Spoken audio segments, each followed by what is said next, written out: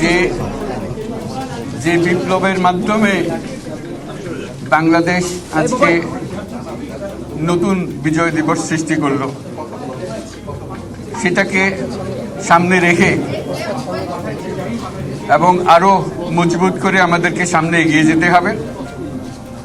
যারা এটা সম্ভব করেছে, যে তরুণ সমাজ, তাদের প্রতি আমি আবার সমস্ত প্রশংসা এবং কৃতজ্ঞতা জানাচ্ছি তাদেরকে। তারা আমার পাশে আছে। এরা এই দেশকে রক্ষা করেছে, এ দেশকে নতুনভাবে পুনর্জন্ম দিয়েছে এবং এই পুনর্জন্মে যে বাংলাদেশ পেলাম, সে বাংলাদেশ যেন আবু সাঈদের কথা মনে পড়ছে আমাদের। যে আবু সাঈদের ছবি, একটা সাহসী যুবক, বন্দুকের সামনে দাঁড়িয়ে আছে এবং তারপরে থেকে কোনো যুবক, কোনো যুবতী আর হার মানে নাই, সামনে গিয়ে আছে এবং বলছি যত গুলি মারো, মারতে পারো, আমরা আছি। তো যার কারণে এটা সারা বাংলাদেশ জুড়ে এই আন্দোলন ছড়িয়ে গেছে এবং যার কারণে বাংলাদেশ এই দ্বিতীয়বার স্বাধীনতা অর্জন করলো।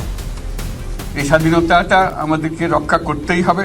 শুধু রক্ষা করা নয়, এই স্বাধীনতার সুফল প্রতিটি মানুষের ঘরে পৌঁছাতে হবে। তা না হলে এই স্বাধীনতার কোনো দাম নেই। এই স্বাধীনতাটাকে পৌঁছানো হলে আমাদের শপথ, আমাদের যে প্রতিজ্ঞা, যে আমাদেরকে এটা করতে হবে, ঘরে ঘরে পৌঁছাতে হবে। মানুষ যেন জানে, এটা যেন প্রত্যেকে বুঝে নেয়।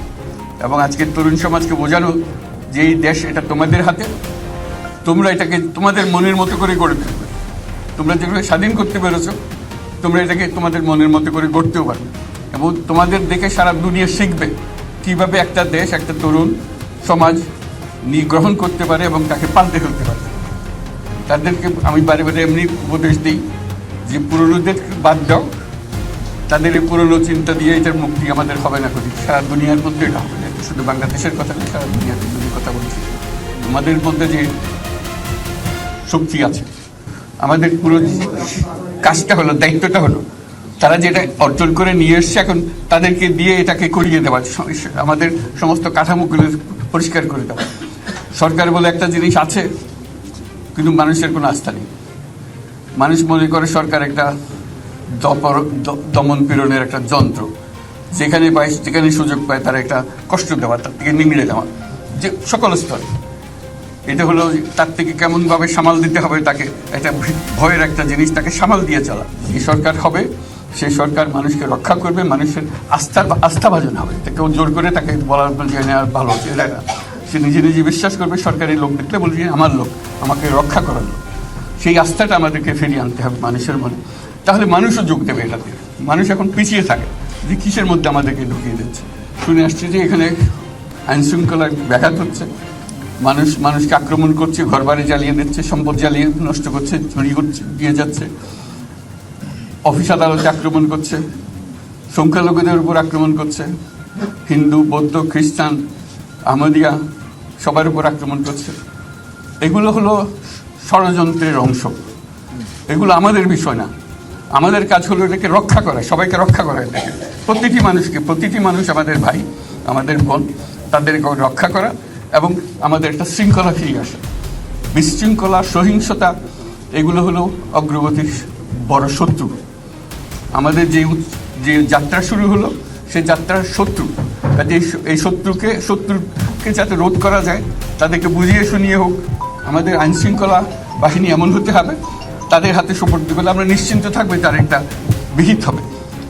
এমনগুলো আমরা হাতে দিয়ে দিলাম, যে 2 টাকা নিয়ে আবার ছেড়ে দিল, এটা যেন আবার না হয়। আমাদের সেই আস্থাটা আমাদেরকে আনতে হবে। কাজে আইনশৃঙ্খলা এখন আমাদের প্রথম কাজ। এই আইনশৃঙ্খলা ঠিক না হওয়া পর্যন্ত এটা আমরা অগ্রসর করার জন্য পদক্ষেপ নিতে পারবো না। আপনারা আমার উপরে আস্থা রেখে আমাকে জানিয়েছে, ছাত্ররা আমাকে আহ্বান দিয়েছে, সেটাতে আমি সাড়া দিয়েছি। দেশবাসীর কাছে আমার আবেদন, আপনারা যদি আমার উপরে বিশ্বাস রাখেন, আমার উপরে ভরসা রাখেন, যদি আমি করতে না পারি, এটা আমার কথা যদি না শোনেন আপনারা, তাহলে আমার প্রয়োজন এখানে নাই। আমাকে বিদায় দেন, আমি আমার কাজে থাকি, সেখানে আমি ব্যস্ত থাকি। যদি আমাকে প্রয়োজন মনে করেন, তাহলে আমাকে প্রয়োজন মনে করলে আপনাদেরকে দেখাতে হবে যে আমার কথা আপনারা শোনেন। আমার কথা না শুনলে আমার কোনো প্রয়োজন নাই। আমার প্রথম কথা হলো আপনারা বিশৃঙ্খলা থেকে দেশকে রক্ষা করেন, আপনারা সহিংসতা থেকে দেশকে রক্ষা করেন, যাতে আমরা যা আমাদের ছাত্ররা আমাদেরকে পথ দেখায় সেই পথে আমরা এগিয়ে যেতে পারি। এটা একটা খুব সুন্দর দেশ হতে পারে, সারা বাংলাদেশ একটা খুব সুন্দর দেশের সম্ভাবনাময় দেশ।